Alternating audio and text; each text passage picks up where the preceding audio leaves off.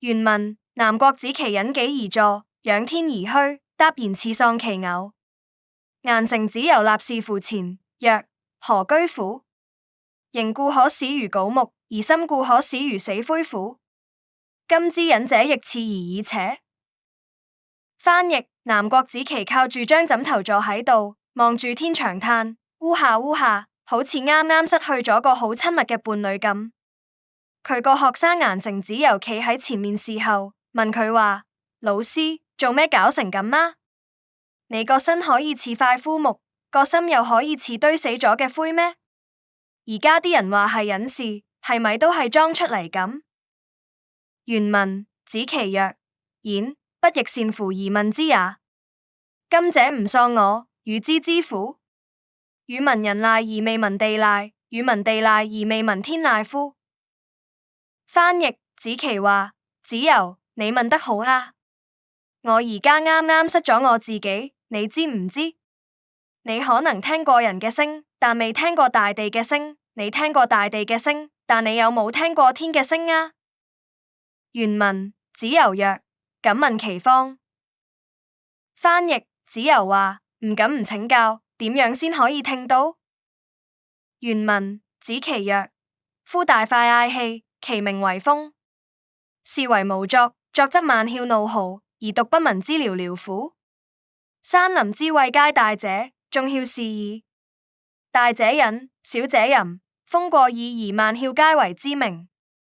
夫天籟者，誰使之言？翻譯：子期話：大地呼氣就叫風，平時冇聲，一喐起嚟就會令萬物出聲。你冇聽過風聲嗖嗖咁響咩？山林入面大大小小啲洞口一齊響，大啲嘅發出長聲，小啲嘅就嗚下嗚下。風只係一吹過耳，所有啲孔就自己響起嚟。咁你話天籟呢啲聲係邊個整出嚟㗎？意義總結：呢段其實係講齊物觀嘅入門。南國子期一開始係處於物我皆忘嘅狀態，叫做喪我，唔再執着於自我。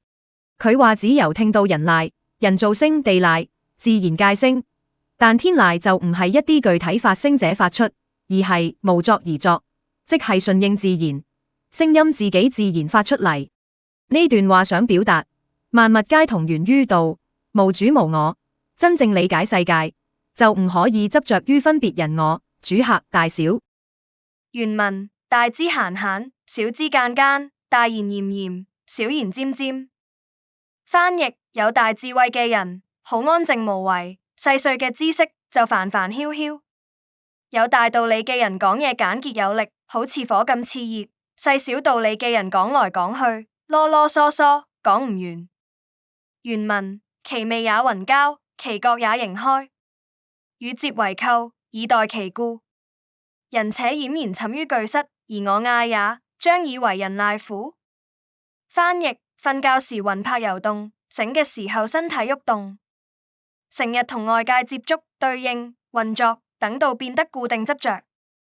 人都可以舒舒服服咁瞓喺間大屋，點解我要嘆氣，強行變做一種人籟呢？原文：夫大知之行於大言也。師曰：彼何人師？居何之微？此之謂也。彼何人師？其怒者其誰也？翻譯：真正有大智慧嘅人，係要用大道理來表達佢嘅思想。詩經都有話：呢個係咩人啊？住喺黃河邊個麋鹿一樣嘅人，就係講緊咁嘅狀態。呢個係咩人啊？佢嗰種怒氣，究竟係邊個嘅怒氣呢？意義總結：呢段係接續上文天籟、地籟、人籟嘅哲理，再進一步討論知與言之間嘅分別。莊子話：真正嘅大知係無為自然，好似天籟咁，唔係主觀造作出嚟嘅；而小知就成日煩住人，細碎、主觀、囉嗦。